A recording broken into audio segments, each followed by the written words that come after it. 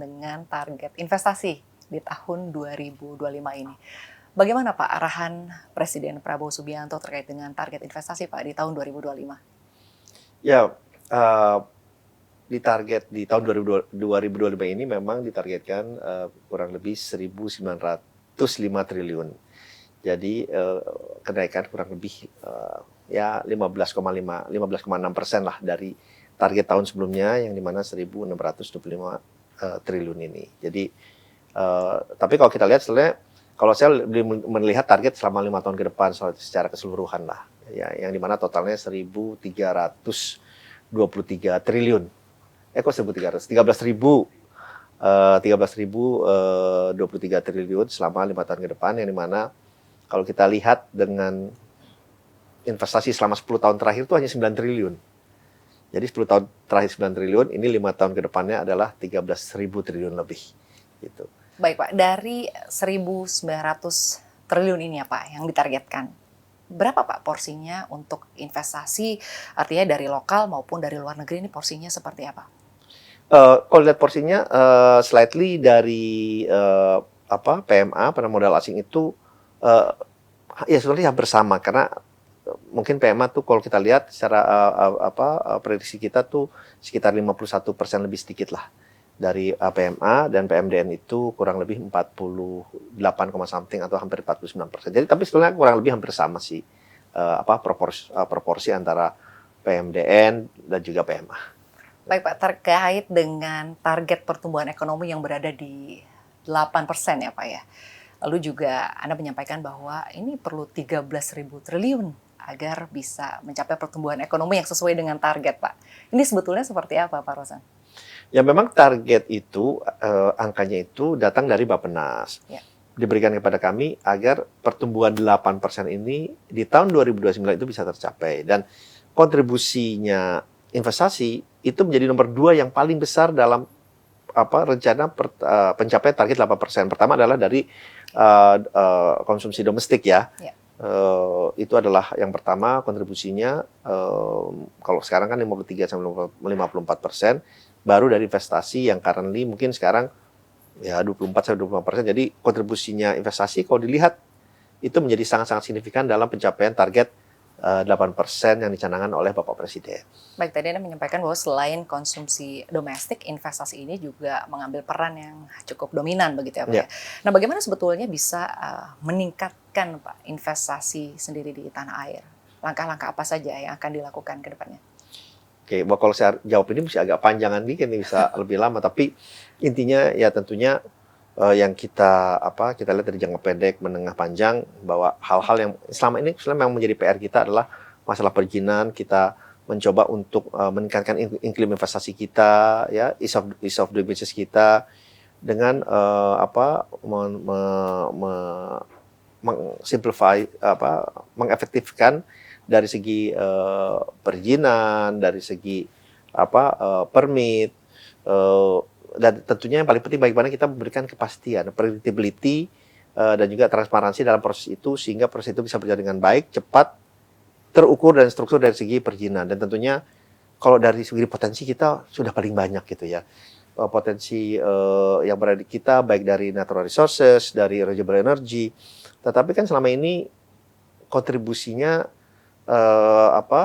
misalnya contohnya renewable energy, dari total potensi kita yang ada kurang lebih hampir 3.700 gigawatt, itu ternyata baru 13,1 gigawatt yang terpasang, gitu kan, less than 1%. Dan juga potensi kita di bidang-bidang lainnya sangat-sangat besar, tapi yang paling penting bagaimana kita mentranslate kita punya potensi ini menjadi implementasi dan punya dampak yang positif dalam peningkatan ekonomi kita dan juga penciptaan lapangan pekerjaan yang berkualitas. Gitu. Baik, artinya kalau dari kacamata Anda sendiri Pak, apakah Anda cukup optimistis bahwa angka 8% ini bisa tercapai dan sudah cukup realistis ya? Kalau kita lihat kan saat ini begitu global, tengah diselimuti ketidakpastian, lalu juga tensi geopolitik di Timur Tengah saat ini juga tengah menjadi pembahasan dan menjadi isu yang sangat-sangat diperhatikan, dan tentunya akan ada dampak ekonomi ke tanah air sendiri. Bagaimana pandangan Anda Pak?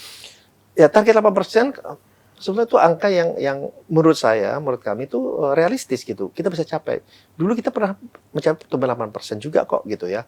Dan kalau lihat, saya bicara mungkin dalam konteks investasi ya.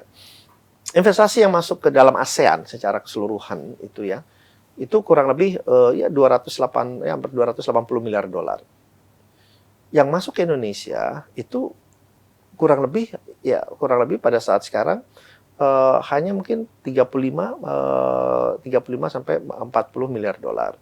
Nah, kalau kita lihat itu kan berarti ya kurang lebih hanya 16 sampai 17%.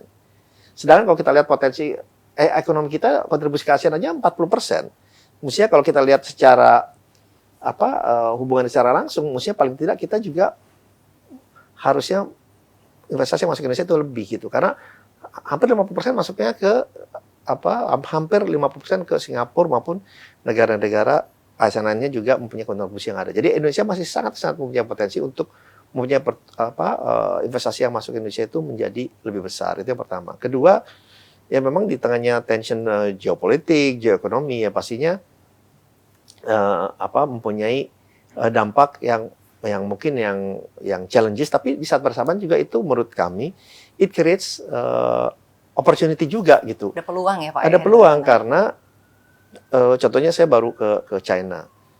Dari beberapa perusahaan China yang besar-besar, mereka juga sudah memikirkan bagaimana relokasi gitu ke negara-negara ASEAN, contohnya karena mereka tetap ingin masuk ke pasar di Amerika Serikat, di US.